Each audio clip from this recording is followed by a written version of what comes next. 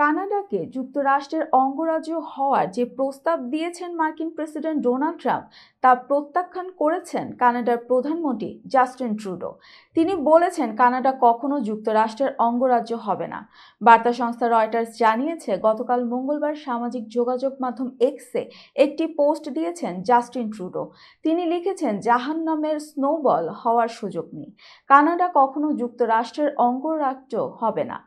আমাদের দুই দেশের শ্রমিকরা ও সম্প্রদায়গুলো একে অপরের সবচেয়ে বড় বাণিজ্যিক এবং নিরাপত্তার অংশীদার হওয়া থেকে উপকৃত হয়।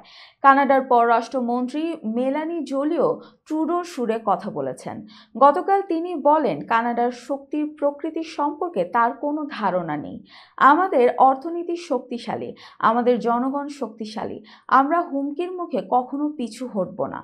গত সোমবার ডোনাল্ড ট্রাম্প তার নিজের সামাজিক যোগাযোগ মাধ্যম ট্রুথ সোশ্যালে লেখেন, কানাডার অনেক মানুষ আমাদের 51তম অঙ্গরাজ্য হতে চায়। কানাডাকে টিকিয়ে রাখার জন্য বিশাল বাণিজ্য ঘাটতি এবং ভর্তুকির চাপ যুক্তরাষ্ট্র ভোগ করবে না। জাস্টিন ট্রুডো এটা জানতেন, তাই তিনি পদত্যাগ করেছেন।